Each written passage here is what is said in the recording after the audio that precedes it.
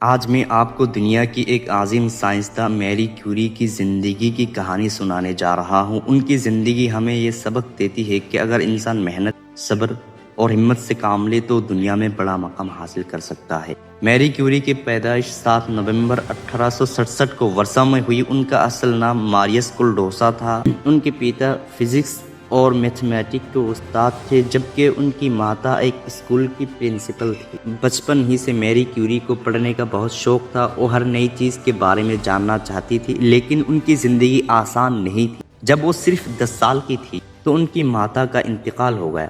اس صدمے کے باوجود انہوں نے اپنی ایجوکیشن جاری رکھی۔ اس زمانے میں پولینڈ میں لڑکیوں کے لیے اعلیٰ تعلیم حاصل کرنا آسان نہیں تھا، اس لیے انہوں نے کئی سال تک ملازمت کی، بچوں کو پڑھایا اور پیسے جمع کیے تاکہ وہ اپنی پڑھائی مکمل کر سکے۔ بعد میں وہ پیرس گئی اور سربن یونیورسٹی میں ایڈمیشن لیا۔ وہاں ان کی مالی حالات بہت کمزور تھی۔ کئی دن ایسے بھی آئے جب ان کے پاس مناسب کھانا تک بھی نہیں ہوتا تھا، لیکن انہوں نے کبھی ہمت نہیں ہاری۔ تعلیم کے دوران ان کی ملاقات پائر کیوری سے ہوئی، جو ایک مشہور سائنسداں تھے۔ بعد میں دونوں نے شادی کر لی اور مل کر سائنسی تحقیق شروع کر دی۔ انہوں نے ریڈیو ایکٹیویٹی پر تحقیق کی۔ اس دوران انہوں نے 2 نئے ایلیمنٹس ڈسکور کیے، نمبر 1 پولونیم اور نمبر 2 ریڈیم۔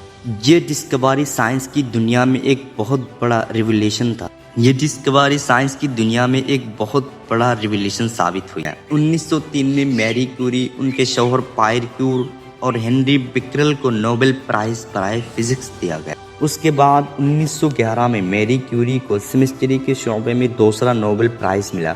وہ دنیا کی پہلی شخصیت بن گئی جنہوں نے 2 مختلف سائنسی شعبوں میں نوبل پرائز حاصل کیا۔ 1906 میں ان کے شوہر پائر کیوری روڈ ایکسیڈنٹ میں انتقال کر گئے۔ یہ ان کی زندگی کا سب سے بڑا دکھ تھا، لیکن انہوں نے ہمت نہیں ہاری اور اپنی تحقیق جاری رکھی۔ پہلی ورلڈ وار کے دوران انہوں نے موبائل ایکس رے مشینیں تیار کروائی، جن کی مدد سے ہزاروں انجرڈ سولجرز کا علاج کیا گیا۔ اس زمانے میں لوگوں کو ریڈیویشن کے نقصانات کا مکمل علم نہیں تھا۔ مسلسل ریڈیو ایکٹیو مواد کے ساتھ کام کرنے کی وجہ سے ان کی صحت خراب ہوتی گئی۔ آخر کار 4 جولائی 1934 کو پیرس میں ان کا انتقال ہو گیا۔ اگرچہ وہ اس دنیا سے چلی گئی، لیکن ان کی تحقیق آج بھی سائنس، میڈیسن اور خاص طور پر کینسر کے علاج میں انسانیت کی خدمت کر رہی ہے۔ میری کیوری کی زندگی سے ہمیں کیا سبق ملتا ہے؟ نمبر 1 محنت کبھی ضائع نہیں ہوتی۔ نمبر 2 صبر انسان کو کامیابی تک پہنچاتا ہے۔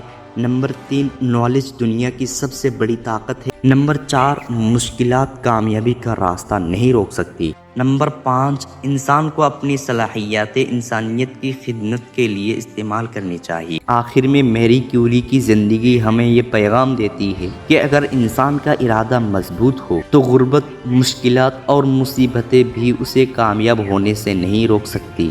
یہی وجہ کہ آج بھی ان کا نام دنیا کے عظیم ترین سائنسدانوں میں رسپیکٹ کے ساتھ لیا جاتا ہے۔